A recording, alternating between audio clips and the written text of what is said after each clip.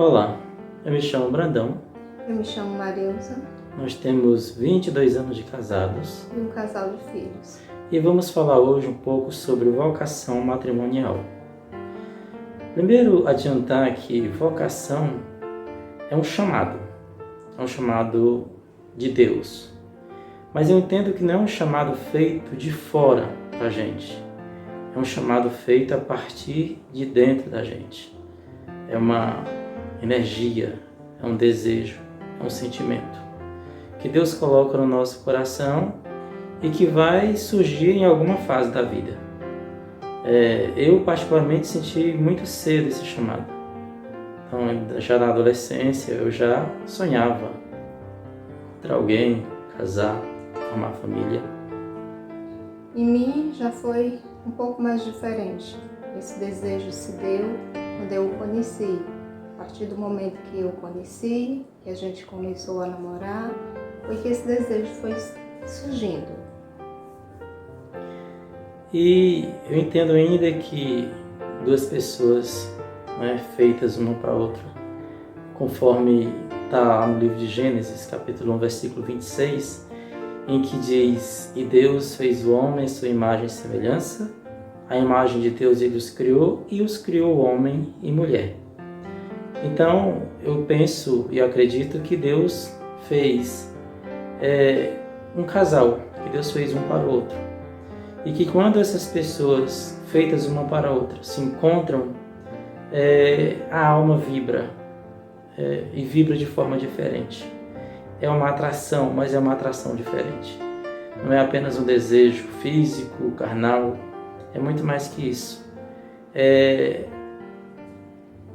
o prazer de estar perto, é o prazer de se encontrar, é o prazer de estar junto, né? É uma emoção que vibra com a voz do outro, com o toque do outro, com a presença do outro. E uma saudade quando há a ausência de um para com o outro. Eu acredito que esses sinais identificam quando um é feito para o outro, né?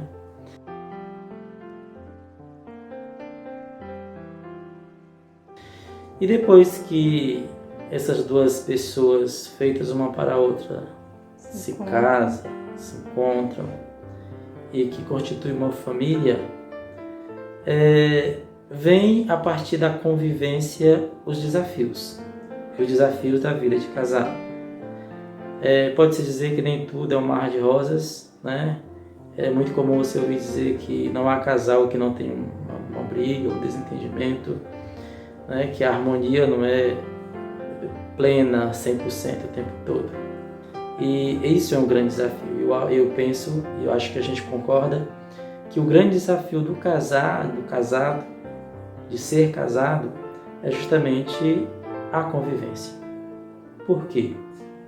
Porque são duas pessoas que, apesar de se atraírem uma para a outra, nesse desejo, dessa vocação matrimonial, são pessoas que foram criadas em famílias diferentes, que viveram talvez valores diferentes, que tiveram um contato com um ambiente de mundo diferente e que cada um possui a sua individualidade, logicamente, né? Sua particularidade, né? Isso. No sacramento do matrimônio, na realização do sacramento do matrimônio, se diz que a partir de agora não serão mais dois, mas uma só carne, né? Uma só espírito. Mas na verdade há um só projeto. É um projeto matrimonial, um projeto de constituir família, um projeto de felicidade.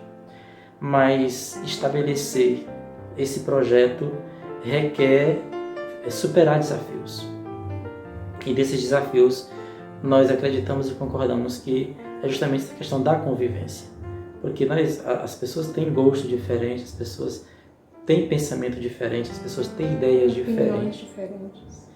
Opiniões diferentes e para conviver juntos, né, meses, anos, décadas, é necessário haver um ajuste. E se ajustando um com o outro. E todo o ajuste de duas peças ou mais, elas sofrem atritos, né? Sofrem atritos para poder se ajustar. E isso é natural. os atritos são naturais, para que haja realmente o ajuste, o encaixe. Mas é preciso saber lidar com isso, para que esse desafio não venha a ser um problema.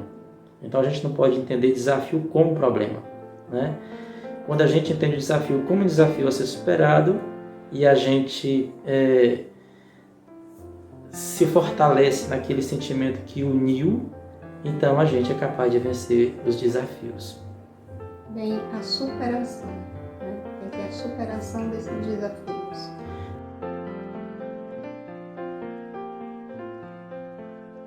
E aí a gente vai falar, como somos casal, somos católicos, qual é o papel do casal cristão, né, no mundo de hoje.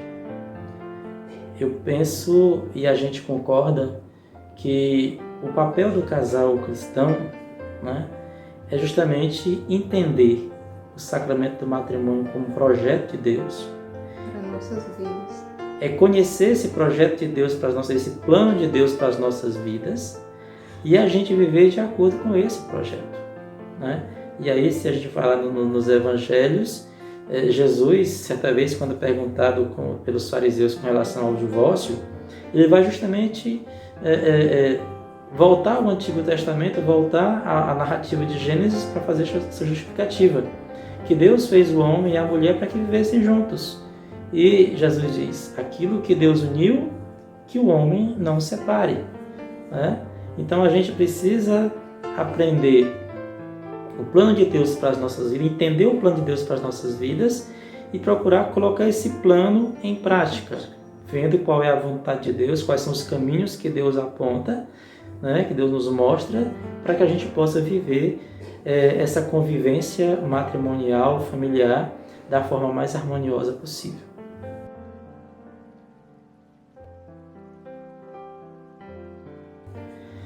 E a gente vai finalizar a nossa fala deixando uma mensagem, né, para aqueles que sentem a vontade, ou que venham sentir futuramente essa vocação, né, esse desejo de constituir família, de casar. Chamado.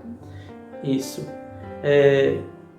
E a nossa mensagem é a seguinte: é muito comum e verdadeiro até a gente ouvir dizer que devemos nos casar por amor. E de fato, casar por amor é muito importante. Agora, acima, além de casar por amor, existe uma outra coisa que é ainda mais importante, que é casar para amar. E por quê? Qual é a diferença entre casar por amor e casar para amar?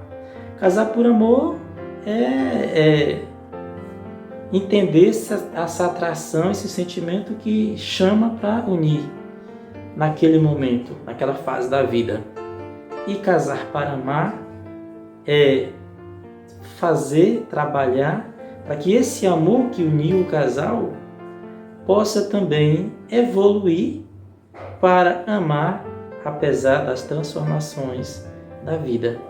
Porque a gente é o que é hoje, mas a gente é um ser que vai se transformando ao longo do tempo, né?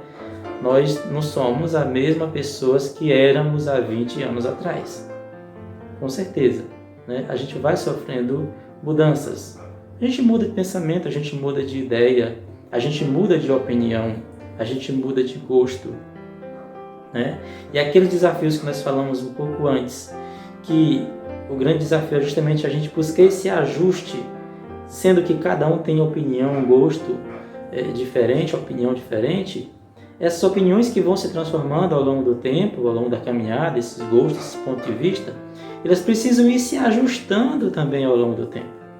Então aquele sentimento que chamou o casal, que uniu o casal, ele deve evoluir esse amor para que possa continuar unindo, apesar das transformações da vida que vão acontecendo, né?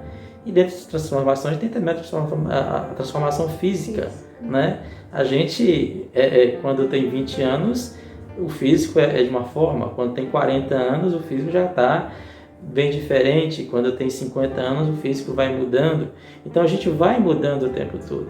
E esse amor que uniu o casal na juventude, ele precisa evoluir, né, para que possa continuar unindo, né, ao longo da caminhada até a velhice, para que se cumpra aquilo que o sacerdote diz na hora do sacramento matrimonial, né? Que possa viver juntos, amando-se, respeitando-se, sendo fiéis um ao outro em todas as situações, até que a morte os separe.